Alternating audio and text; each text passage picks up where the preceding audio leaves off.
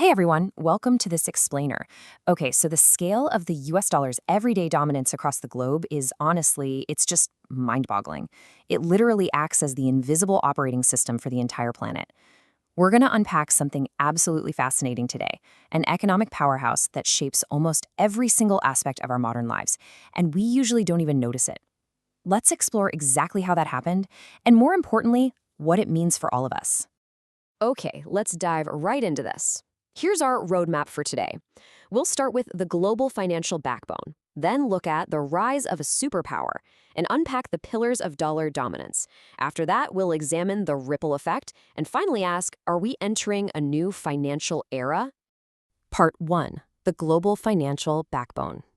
It's pretty fascinating that a currency created by a relatively young republic now beats at the absolute center of global trade. Trillions. Just think about that word for a second. Every single day, trillions of dollars move through the global financial system. We're not talking about some stagnant pool of money sitting in a vault somewhere. This is an active, rushing river of wealth that literally keeps the machinery of the modern world turning every single second of the day. The dollar's presence is just unmatched. Governments actively trade with it, major banks safely store it, businesses absolutely depend on it for their daily operations, and millions of people around the world trust it way more than their own national currencies. Whether a nation is, say, buying oil in the Middle East, investing in emerging markets in Asia, or trading goods in Europe, this one currency pops up almost everywhere. It really is the operating system for international commerce. So it really makes you wonder, right? How exactly did a currency from such a young nation become the financial backbone of the modern world?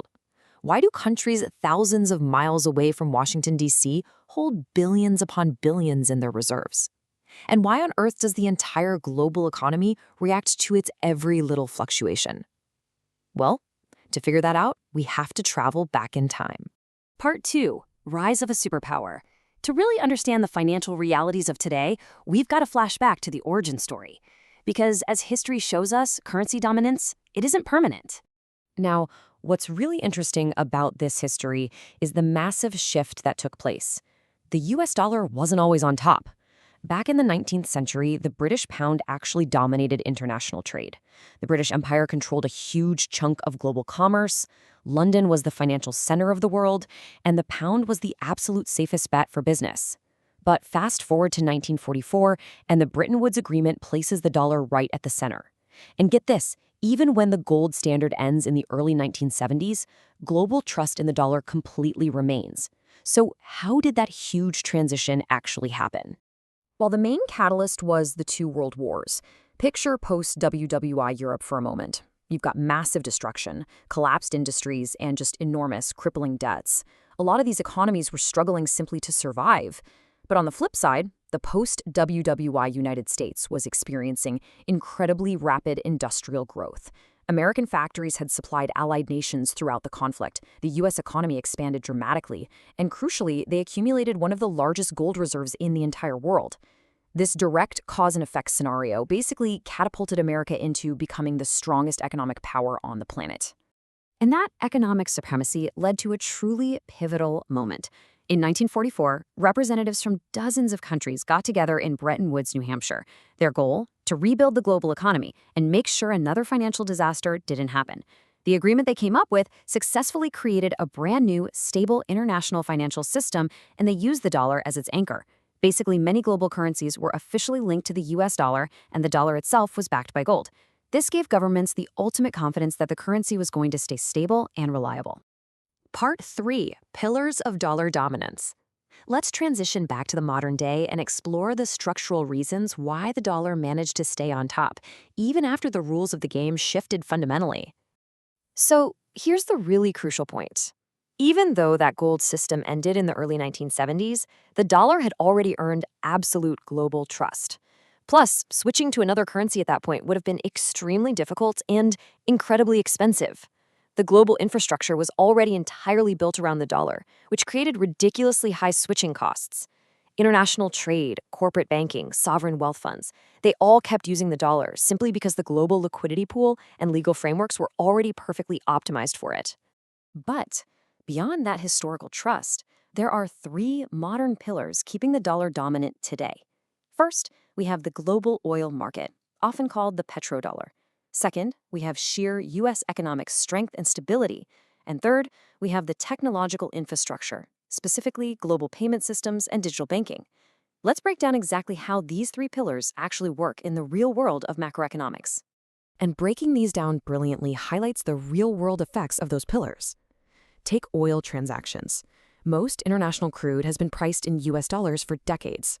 Since literally every country needs energy, governments are practically forced to hold large dollar reserves just to pay for their imports. Then look at financial markets. The US hosts the world's largest institutions and exchanges, offering a highly liquid, super stable haven during global uncertainty. That structurally drives up demand. And finally, on the tech side, global networks process enormous volumes of dollar-based transactions every single second. Businesses everywhere absolutely rely on this digital plumbing for international commerce. Part 4. The ripple effect. Now, as you can imagine, with all of this global ubiquity comes a pretty heavy burden of power and a massive responsibility. Because the dollar is just everywhere, the decisions made by the U.S. central bank don't just stay inside the U.S. They actively influence borrowing costs, inflation rates, investment strategies, and overall economic growth all across the world. It is a massive cause and effect relationship. Domestic U.S. policies literally send direct shockwaves through the entire global economy.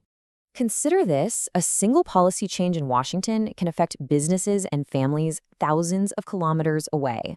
I mean, wow. That perfectly punctuates the real human impact of the dollar's dominance. We aren't just talking about abstract macroeconomic numbers on a spreadsheet here. We are talking about the daily lives, the groceries, and the mortgages of everyday people all over the world.